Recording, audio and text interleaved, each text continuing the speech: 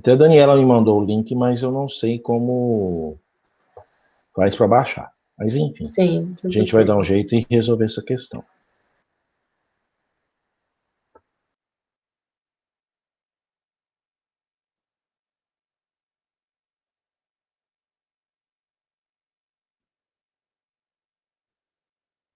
Bom, pessoal, já tem 6 agora, né?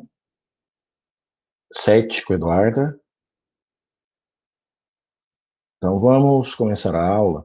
Bom dia a todos novamente.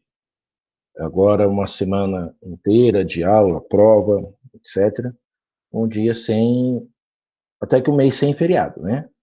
Abriu além da questão do isolamento social, foi o pessoal ficar em casa, teve a questão de um monte de feriado, né? Feriado da Páscoa, Tiradentes, e maio começou com o feriado do Dia do Trabalhador. Agora nós vamos passar o mês, bem dizer, inteiro sem feriado. O próximo feriado só dia 11 de junho, que é a Corpus Christi. Até lá dá tempo bastante de estudar e continuar nessa questão, esperando que logo, logo possamos voltar às nossas atividades presenciais com segurança. A faculdade estipula isso, colocar segurança em primeiro lugar. Voltar sem segurança não tem nem cabimento num momento desses. Diferente do que nossa autoridade maior no país está fazendo no momento, colocando muitos em risco. Mas, enfim, hoje nós vamos falar de 2 tópicos em especial, que é a citação e é a audiência de conciliação e mediação.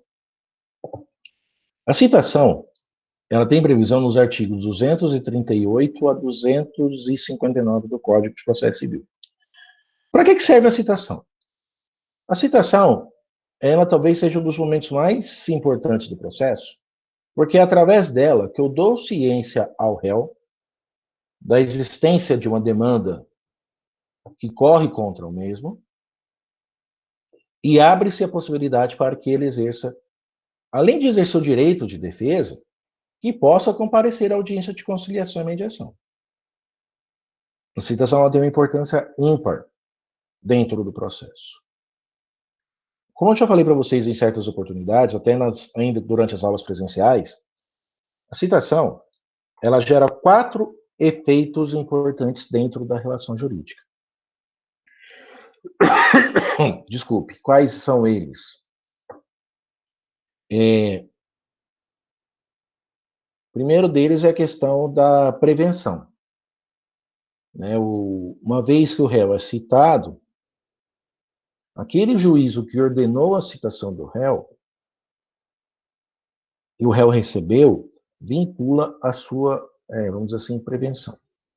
Esse é um tema discutido, se caiu ou não, em razão do novo código, que fala no artigo 55, a lei 59, que fala sobre que o protocolo da ação torna prevento o juízo.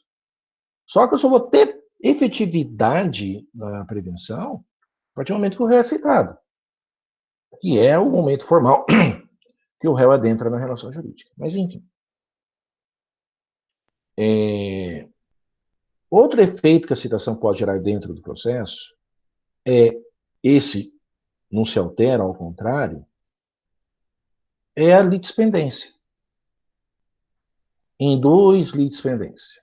O que seria litispendência? Lide pendente de julgamento. Litispendência é lide pendente de julgamento. Ou seja, uma vez ajuizado um processo que tenha mesmas partes, mesmo pedido, mesma causa de pedir, eu não posso entrar com outra ação com elementos idênticos. Tá?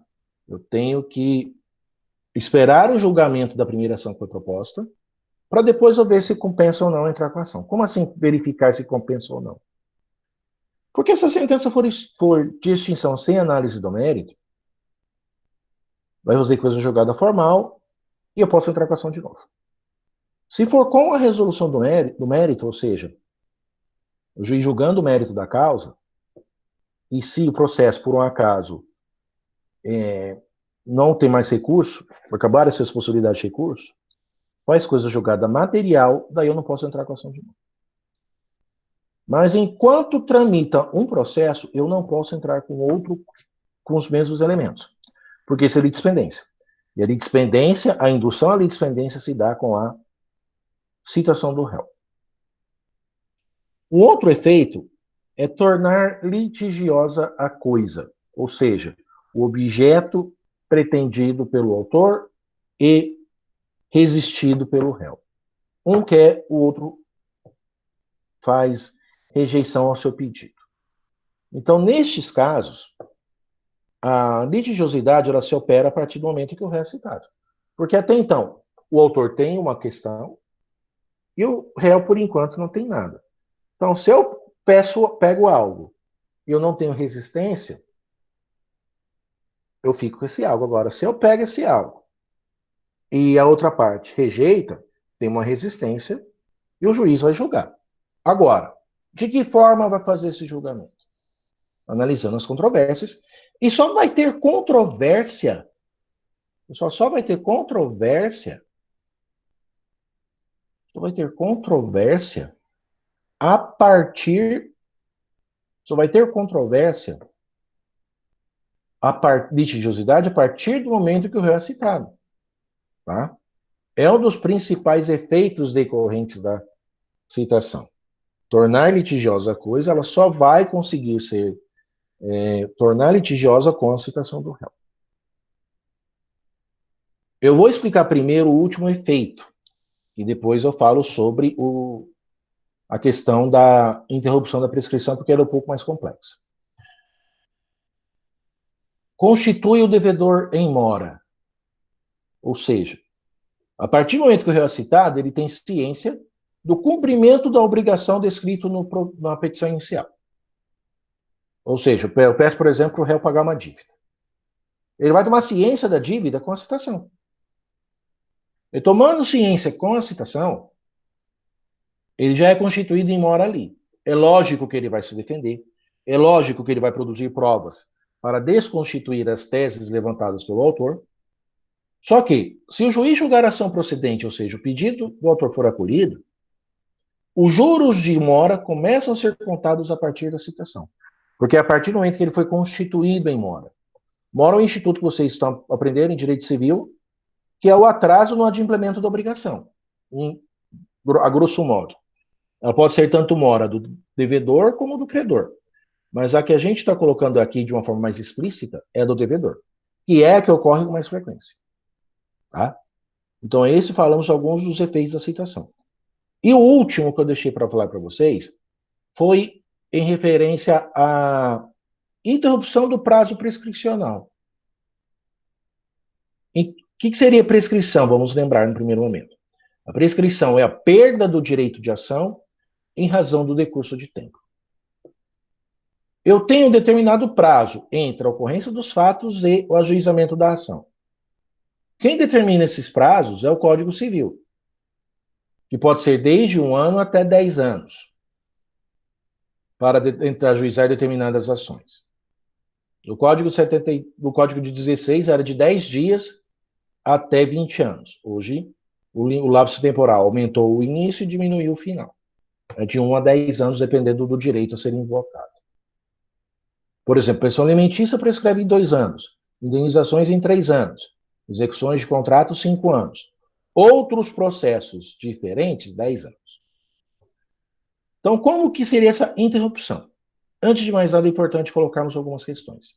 Quando eu falo em suspensão, algum motivo os prazos param de correr. Com a suspensão, o prazo para, e quando volta a correr, ele volta a correr da onde parou. Tá? Ele volta a correr da onde parou. É, por exemplo, o que está acontecendo agora com os prazos processuais que voltam a ser contados a partir de hoje. Né, Tatiana? Você que trabalha mais dentro do Poder Judiciário. Os prazos voltam a contar a partir de hoje os prazos dos processos eletrônicos. Processos físicos ainda ficarão suspensos até, no primeiro momento, 15 de maio. Mas, enfim, quando falo em suspensão, os prazos voltam a contar da onde parou. A interrupção, não. A interrupção, ela volta a o prazo para de contar, e quando volta a contar, ele volta a contar do início. ele volta a contar da estaca zero. Tá? Essa distinção é sempre válida porque muitos confundem. Embora sejam fatos que suspendam a contagem do prazo, que paralisam a contagem do prazo, o efeito deles é muito diferente. Tá? E no caso da citação, ela interrompe o prazo da prescrição. Ou seja, se ele tiver que voltar a contar de alguma forma, ele volta a contar da estaca zero. Suponhamos um acidente de trânsito. Eu gosto sempre de colocar acidente de trânsito. Vocês podem achar que eu sou meio fissurado por acidente. Não, não é isso. Aqui é o exemplo mais fácil de ser colocado. Suponhamos que o autor tenha sofrido um acidente no dia 4 de maio de 2017. Ou seja, exatos 2 anos, 11 meses e 29 dias. Pela regra do artigo 206, parágrafo 3º do Código, ele tem até amanhã para ajuizar a ação. Passou de amanhã, perdeu o prazo da contagem. Perdeu o prazo para ajuizamento da ação. Passou de 3 anos. Entre a ocorrência dos fatos e o ajuizamento da ação. Se ele protocolar hoje, mesmo que o juiz que receba a citação, o que ordene a citação do réu, receba inicial, ordene a citação do réu, seja incompetente, interrompe-se o prazo da contagem. Ou seja, o protocolo hoje. Vamos supor que o juiz despache daqui a um mês, mais ou menos, ali inicial. E o réu seja citado 2 meses depois do despacho inicial. Ou seja, seriam 3 meses depois do protocolo. Nestas hipóteses, a citação retroage à data do protocolo. Como assim retroage? É como se a citação tivesse sido realizada na data do protocolo. Por quê? Porque eu não sei, no primeiro momento, quando o réu vai ser citado no protocolo inicial. Não tem como saber. Depende de uma série de circunstâncias. Às vezes o juiz, por exemplo, indefere inicial, julga liminarmente improcedente o pedido, pede para emendar. Então, o prazo X que eu tinha em mente que poderia ser cumprido não vai ser. Corrija a falha, ou se for o caso, apela, o juiz se retrata, etc. O processo volta, aliás, aí o juiz dá a questão lá e o processo volta a correr normalmente. Desculpem o ato falho. O réu é citado depois disso. Talvez seja citado por 4 meses depois que eu protocolei a ação. Esta falha, este lapso temporal, não se deu por minha culpa. Deu por culpa do judiciário. O 240, parágrafo 3º, se não me falha a memória, ele é muito claro. Isso não pode ser imputado para prejuízo do autor. Se tiver problemas do judiciário, o prazo é contado, o prazo não. O prazo fica interrompido da mesma forma como o réu foi citado. O importante é que a partir do momento que o réu é citado, não conta mais prescrição. Fica interrompido e, se por algum motivo voltar a contar o prazo, por exemplo, se o autor desistiu da ação, o juiz extinguiu o processo. O prazo volta a contar da estaca zero. Isso é muito importante, gente. Então, falo em citação para a contagem. Se algum motivo tiver que voltar, volta a contar do zero, como se tivesse começado naquele momento. Tá? Esses são os principais efeitos que a citação gera dentro do processo. As espécies de citação, eu deixei por final porque elas são relativamente simples. A citação ela pode ser pelo correio, e é a forma de citação regra. Ela pode ser por oficial de justiça. Ela pode ser dentro da citação por oficial de justiça. Citação por hora certa. Citação por meio eletrônico, citação por edital e a vista dos autos. Citação pelo correio, como nós sabemos, é a regra. A regra por ser mais barata e o correio existir em todos os cantos do país. Só que ela não pode ser realizada em alguns momentos. Por exemplo, quando se tratar de bens indisponíveis, quando se tratar de pessoa jurídica de direito público, quando a parte expressamente requer de forma diversa, dentre outras circunstâncias, lá do 247. Tá? Isso é importante. Nem sempre a citação pode ser feita pelo correio. A do oficial de justiça é a mais segura. É a mais cara? É. porque muitas vezes depende de carta precatória, depende de outras circunstâncias e ela é mais cara. Só que o oficial de justiça ele tem facilidades. Ele pode qualquer dia e horário. O correio normalmente vai no horário X e sempre horário comercial. O oficial de justiça pode final de semana, pode à noite, não pode de madrugada, não pode ferir também a regra do repouso noturno. Mas pode sim o oficial de justiça fazer a citação. Mais fácil que as outras pessoas. Entrega o documento, a pessoa assina a contrafé. O mandado tem que constar expressamente tipo de ação, quem são as partes, objeto do pedido, prazo para defesa, consequências pela não realização da defesa no prazo adequado e assim por diante. Tá? Então, são várias situações em que devem constar, desculpa, gente, em que deve constar no mandado de citação. Estou com sono quase que nem o Rafa. Brincadeiras à parte. O mandado deve constar tudo isso, sob pena de nulidade futura no processo. Tá? O réu tem que ter plena ciência de tudo o que está acontecendo. A citação por hora certa ocorre quando, por 2 vezes, o oficial de justiça vai na casa da pessoa e não a encontra. E tem suspeitas. O quê? Suspeitas de que a pessoa. Suspeitas de que o sujeito esteja se escondendo por algum motivo. Tá? Como assim se escondendo? É só observar os aspectos externos da casa. A casa está limpinha, está bem guardada, por exemplo, o ar-condicionado está funcionando, e você bate palma e ninguém atende, ou toca a campainha e ninguém atende, a pessoa está se escondendo. O oficial de justiça ele faz uma série de. Faz um ritual, na verdade. Ele intima o vizinho, para que o vizinho informe a pessoa: no outro dia eu vou estar aqui, nesse dia e hora. O oficial de justiça volta no outro dia e hora. E pede para a pessoa estar. Se ela não tiver, ela pode entregar o mandado para qualquer pessoa que esteja e assina. O mandado, ou a pessoa assina o mandado, ou se recusar, o oficial de justiça certifica. E manda a cartinha para a pessoa também de que teve a citação por hora certa. Está lá no 252 a 254 do Código. Por que de mandar a cartinha? Porque muitas vezes a pessoa citada por hora certa não é porque ela se esconde. É porque talvez ela esteja viajando.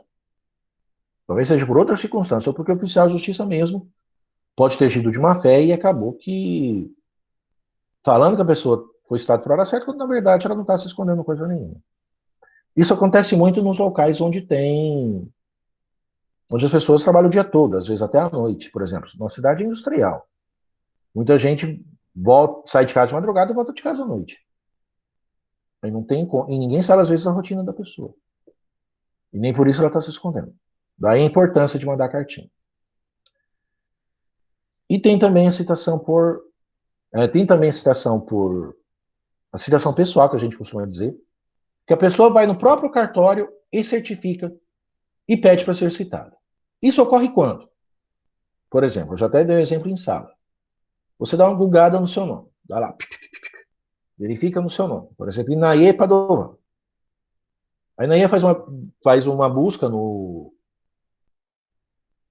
A Inaê faz uma busca no Google e verifica que tem processo contra ela.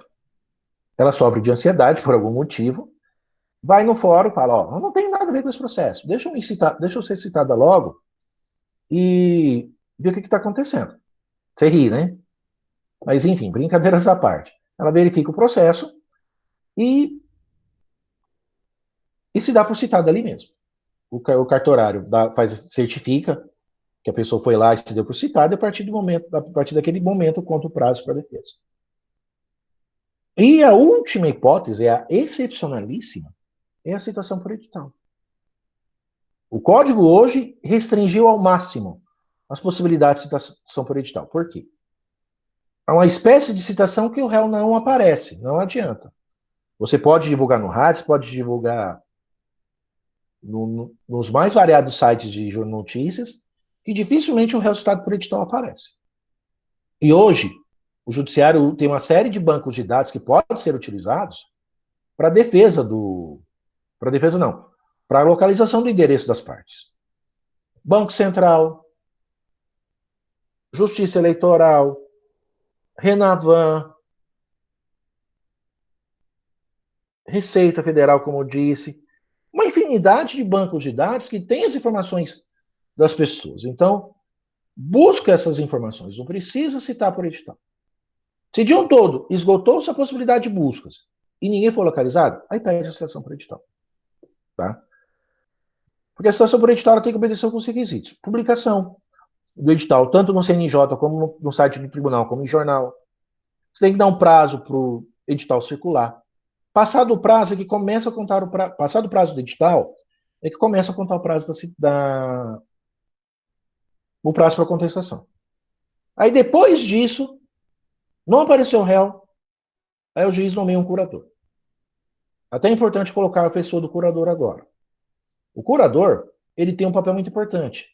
Ele vai fazer a defesa do réu, tanto na citação por hora certa, caso o réu não apareça, como na citação por edital.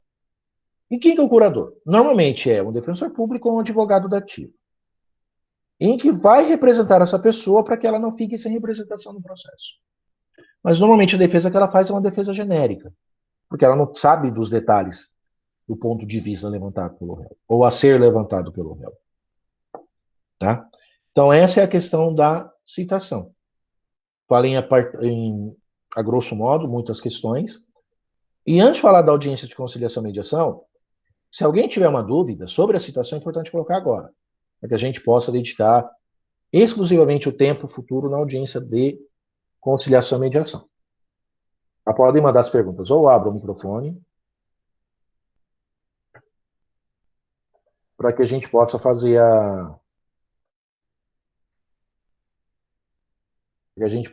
as questões. Tá? E quem tiver dúvida, por favor, já pode fazer os questionamentos, ou se tiver tudo bem, vamos seguir na aula.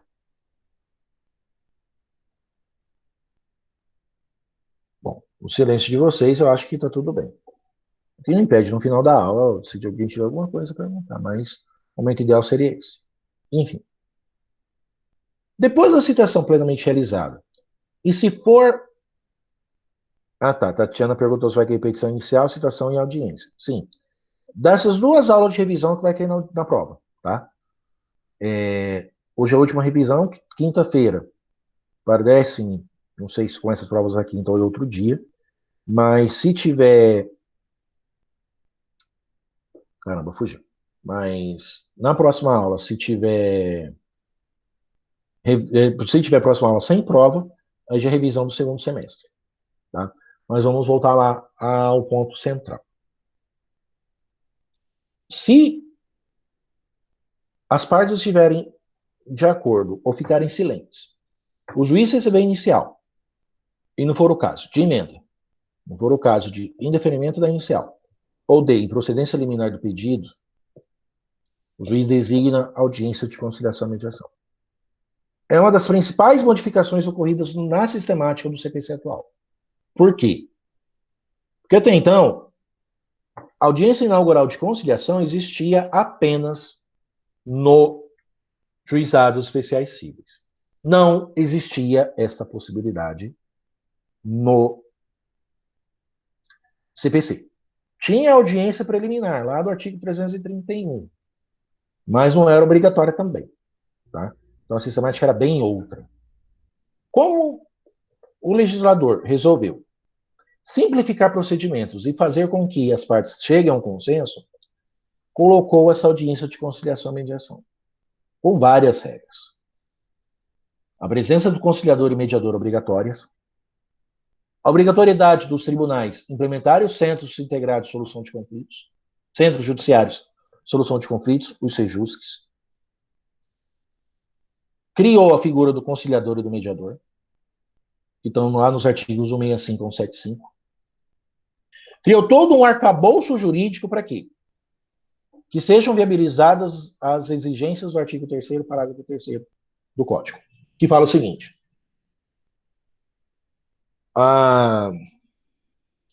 as partes e os operadores do direito devem procurar, ao máximo, Formas alternativas de solução de conflitos de interesses. É isso que se espera do código. Tá? Formas alternativas de solução de conflitos. E o código trouxe duas, que é a conciliação e a mediação.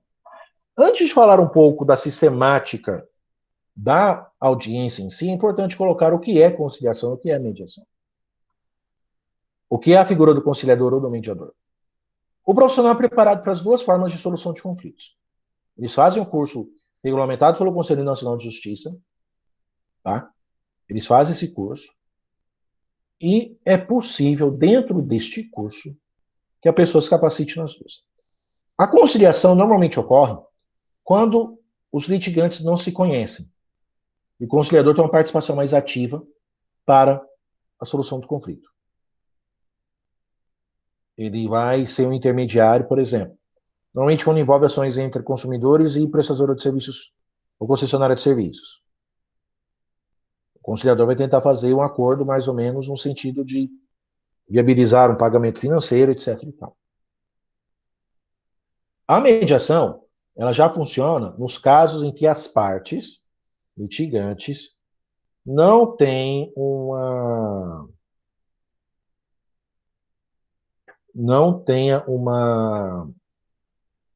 aliás, que tem, na verdade. Falei errado aqui. O WhatsApp tocou e atrapalhou um pouco o meu raciocínio, mas vamos lá. A mediação normalmente ocorre quando as partes já se conhecem. Mediação normalmente ocorre quando as partes se conhecem e por algum motivo houve uma interrupção do diálogo.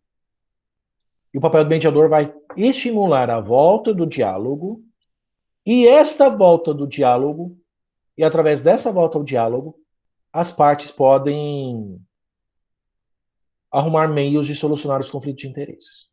É nesse sentido que funciona a mediação. Normalmente a mediação funciona nas audiências relacionadas ao direito de família.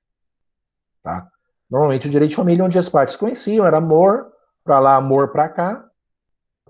O amor acabou, virou ódio, virou intriga, virou barraco e desagou na justiça. E o mediador vai tentar fazer com que esse diálogo seja restabelecido. Se não for amor para lá, amor para cá, que pelo menos as partes conversem civilizadamente. Mas enfim. São nessas situações que tem a conciliação e a mediação. A audiência não pode ser presidida pelo juiz. A audiência é presidida por um desses dois. Tá? Mato Grosso até proíbe o juiz participar de audiência de conciliação. As partes devem estar rigorosamente acompanhadas por advogados ou defensores públicos. A regra é que não tenha possibilidade de realização de audiência sem estes profissionais, sem advogado, sem defensor público. Algumas audiências de família a gente ainda vê, equivocadamente, tá? Do meu ponto de vista, de maneira equivocada. O certo é que toda audiência tenha que ter advogado e defensor público dentro do âmbito do CPC. A audiência só não vai ser realizada se todos os integrantes, todos os litigantes, manifestarem desinteresse na audiência de conciliação. Manifestarem de forma expressa. Autor na petição inicial, réu até 10 dias antes da audiência. Autor na inicial, réu até 10 dias antes da audiência. 10 dias úteis. Deve manifestar por escrito, através de petição, que não querem audiência. No silêncio, é interpretado como aceitação tácita. Ou seja, eu quero audiência. A mesma figura se dá em relação aos litisconsortes. Se dois negam e um fica quieto, vai ter audiência. Se dois negam e um fala, não, eu quero, vai ter. Tá? Então tem que ter um consenso unânime, fechado. Ninguém quer audiência aqui, ponto. Ou não vai ter audiência também nos casos em que o direito em si não admite autocomposição. Como assim, professor? Direito não admite autocomposição. Tem casos que não se admite acordo, por exemplo, quando envolvem bens públicos. Quando envolve indenização contra o Estado de valores elevados, não tem acordo. Então não tem necessidade de ter audiência. Tá? Então, nesses casos, não tem. Porque como o direito é indisponível, a parte não pode abrir mão do mesmo, não pode transacionar o mesmo, então não tem necessidade de ter audiência. Tá? Afora esses casos, a audiência é obrigatória. Sendo obrigatória, o não comparecimento imputa multa. Tá? O parágrafo 8 estava bem taxativo nesse sentido. Imputa multa de 2% sobre o valor atualizado da causa, que é aproveitado em favor da União, se for a Justiça Federal, do Estado, se for a Justiça Estadual. E por que dessa multa? Vou te perguntar, professor, multa? Sim. Quanto que vocês acham que custa uma estrutura do judiciário? Por baixo. É algo caro. Nem preciso responder tanto, apenas reflitam. É caro manter a justiça. É muito caro. Porque você tem que pagar o salário do conciliador, salvo naqueles estados em que a figura do conciliador é voluntária. Mas tem que pagar insumos, você tem que pagar eletricidade, você tem que pagar água, você tem que pagar o salário dos servidores, você tem que pagar o salário dos policiais que fazem a segurança do prédio. Vocês têm que pagar, o Estado tem que pagar UTI, tem que pagar papel, tem que pagar o pessoal da limpeza e da conservação. É uma estrutura bastante cara. E você marcar uma audiência para simplesmente ninguém for, é correta a atitude do legislador, sim, considerar um ato atentatório à dignidade da justiça. Tá? É, de fato, um ato atentatório à dignidade da justiça e a multa é correta em ser aplicada. Mas ela só vai ser aplicada se a parte não comparece e também não justifica. Porque pode acontecer de a parte não aparecer, porém justificadamente. Está doente, tem uma audiência no mesmo horário, em outro lugar, marcada antes. Enfim, pode ter N alternativas, N justificativas que impeçam a aplicação da multa. Mas a parte tem que demonstrar ao juízo isso. Que ela não foi por algum motivo. Tá? Essa presença é obrigatória. Alguns perguntam: o advogado pode ir sozinho, sem as partes? Existe uma grande celema na doutrina e na jurisprudência. O que prevalece é que pode, desde que, na procuração, o advogado tenha poderes para transigir. O que seria esse poder para transigir? Poder para fazer acordo. E normalmente está escrito expressamente na procuração. Você já deve ter feito procuração em razão das aulas de prática jurídica, e você já deve ter feito a procuração e verificaram que lá tem vários poderes. Um deles é o poder de transigir. Ele deve constar expressamente na. Fugiu até agora, gente, desculpa. Deve constar expressamente no instrumento de procuração para que o advogado possa fazer acordo em nome da pessoa, em nome do cliente. Daí, eu entrego a procuração e posso fazer audiência sem a parte. Agora, alguns perguntam: o advogado pode ser advogado e preposto ao mesmo tempo, se for o caso de pessoa jurídica? Resposta: não. O OAB não permite. Se tiver uma pessoa jurídica, tiver que ter o preposto. Ou é o advogado ou é o preposto da empresa. Não pode ir somente o advogado fazendo passar pelos dois. O advogado até pode ir sozinho, mas ele ser advogado e ser preposto ao mesmo tempo não pode. Normalmente, o que eu faço quando a empresa delibera para arrumar um preposto? Eu arrumo um estagiário para ser meu preposto. Tá? Aí fica eu como um advogado e meu estagiário como preposto. Ou seja, o representante da empresa para aquele ato na audiência. Tá? Normalmente é assim que ocorre. As audiências, de acordo com o CPC, elas são marcadas no intervalo de 20 minutos entre uma e outra. Por que a razão desse intervalo e a razão desse intervalo ser codificada? Estar inserida dentro do código. Pela simples razão de evitar atropelos. Porque o que acontecia antes? Muitas audiências eram marcadas de 5 em 5 minutos, 10 em 10 minutos. E muitas vezes era marcada em vários lugares ao mesmo tempo, e às vezes o advogado tinha que se fazer presente em 2 ou mais salas. E às vezes em 2 ou mais prédios diferentes do fórum, dependendo do tamanho da cidade. Então, para dar uma certa organização, O legislador optou por limitar. Opa, vai ter audiência? Vai. Mas tem intervalinho de 20 minutos. Até mesmo como uma forma de tentar viabilizar um acordo. Porque, por exemplo, eu já vi audiências de conciliação que durou 5 minutos. Teve acordo, resolveu, pronto, acabou. Teve outros, não teve acordo, então já marca prazo para defesa, pronto, acabou. Como também já vi audiências de conciliação durar 2 horas. E por que essa disparidade? O direito não é matemático, tem muitas divergências, tem muitas particularidades de um processo para outro e que me impede expressamente de fixar prazos. Toda audiência tem 10 minutos, toda audiência tem 20 minutos. Não. Cada processo tem uma natureza diferente, natureza e realidade diferentes. Mas o que o legislador optou? 20 minutos entre uma audiência e outra. Tá? As partes se fazerem acompanhadas por advogados e defensores públicos. Não precisa advogado de paletó e gravata, nem advogado aí com social longo.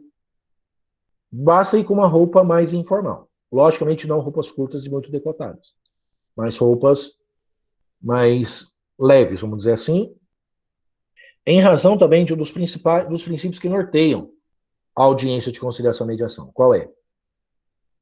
A informalidade. A informalidade facilita o acordo.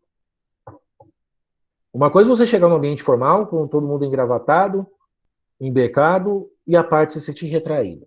Uma outra coisa é você estar num ambiente mais descontraído, muitas vezes um suco, uma bala, um café, para quebrar o gelo e facilitar os ânimos. Teve até um tempo, eu vendo uma reportagem, de que uma juíza, se eu não me engano, de Santa Catarina, se não me engano a memória. Não sei se é Santa Catarina ou São Paulo.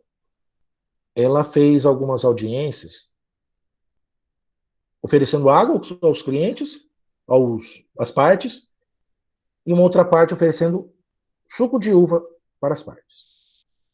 A quantidade de acordos que teve com as partes tomando suco de uva foi maior. A porcentagem até bem significativa. E por que isso? Dizem os efeitos químicos da uva no organismo, tal, mas também um pouco pela informalidade. Às vezes você chega e serve uma bala para uma pessoa, serve um café. Você já vai fazendo com aquele ambiente mais sisudo, vamos dizer assim, seja flexibilizado. Fique mais calmo para você conseguir fazer acordos. Tá? Então, se puder manter a informalidade, é sempre muito válido nesse sentido. Agora, o que não se pode, pessoal, é manter o clima de formalismo exacerbado, porque aí não vai ter acordo coisa nenhuma. Tá? Não vai ter acordo e o processo continua para contestação, etc. Para atrasar mais ainda.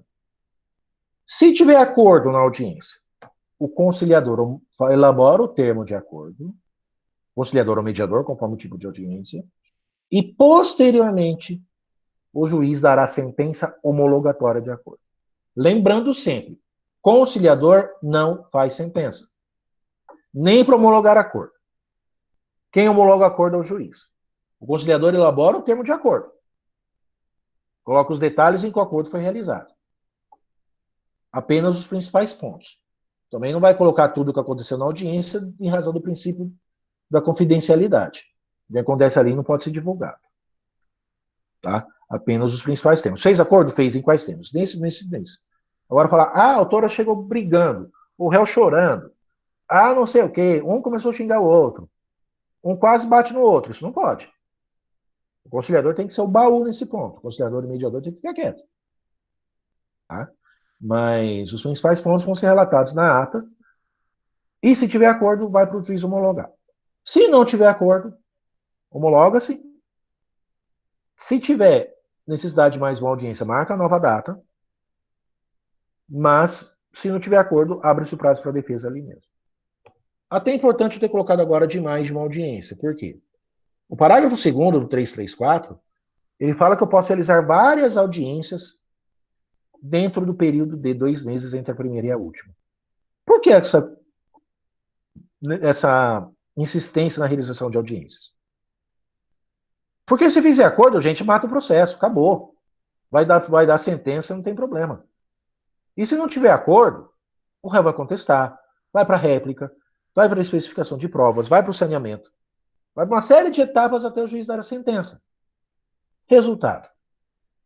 O que poderia ser resultado em até 2 meses, que é o prazo que o legislador deu, em um ano muitas vezes não resolve.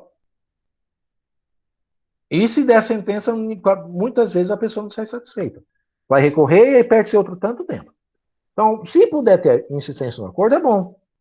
Uma insistência moderada. O acordo jamais pode ser enfiado goela abaixo das partes. O acordo tem que ser estimulado sempre. Tá? O acordo tem que ser estimulado e, desta forma, se for possível, obedecido. Se não tiver acordo e o conciliador verificar que não tem a menor possibilidade, em outras situações, abre o prazo para a defesa. Agora, se ele verifica que houve avanço numa primeira audiência, pode marcar uma segunda data. Se na segunda data foi feito acordo, ótimo. Se não tiver acordo e ele verificar que houve mais um pequeno avanço, marca a terceira. Se não tiver acordo na terceira, abre o prazo para a defesa. Se fizer acordo na terceira, aí elabora o termo de acordo, o juiz homologa a vontade delas e publica a sentença. A sentença homologatória de acordo. Tudo bem, pessoal?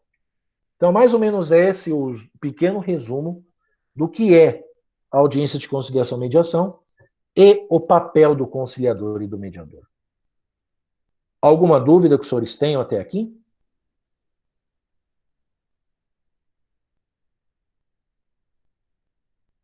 Tem, pessoal? Tá tudo bem? Para a Tatiana, tá tudo bem? Acho que para o Rafael também, para os Rafaéis, acho que tá tudo bem. A Inaia ficou em branco. A Rosana também não tem. Natália, tudo bem. Rafael Gomes, tudo bem. Tatiana. Ah, hoje a Tatiana entrou como Tatiana mesmo. Não entrou como a coordenadora da agronomia, não. Muito bem. Acredito que estejam todos bem. Então, pessoal, é, então, em razão, como eu falei para vocês, a aula seria mais curta hoje, devido aos poucos tópicos. Por hoje eu encerro, tá? Agradecendo bastante a aula, a presença de vocês na aula, tá? Vamos começar mais uma semana, bastante firmes, e vamos aguardar a vinda do calendário. Se não tiver prova, quinta-feira nós faremos um pouquinho de revisão, mas já do segundo bimestre. Gabriela, como eu falei para a Tatiana, no início, eu estou ainda tentando ver como que eu consigo fazer o download desses vídeos. Eles mandam para o meu e-mail, né, mas eu não sei de que forma que é disponibilizado, é feito o download. Mas vou fazer isso aqui, se Deus quiser, ainda hoje já descubro e mando para vocês, tá? Ou, se tiver como vincular na minha página do YouTube para vocês terem acesso. As respostas, Natália, vou catalogá-las e vou fazer as respostas delas, tá? Se der certo ainda hoje, senão até amanhã eu já mando para vocês, tá bom? Embora algumas eu já tenha respondido em aulas, mas eu já quero responder todas, para que vocês tenham pelo menos um referencial mais sólido para poder estudar, tá bom? Pessoal, muito obrigado, bom dia e até quinta-feira, tá bom? Caso alguém tenha alguma dúvida ou queira perguntar, continuo com o microfone aberto. Poderei continuar com os canais que vocês já me conhecem abertos, para que a gente possa fazer a resposta da melhor forma possível. Tá bom? Obrigado, bom dia e até a próxima aula.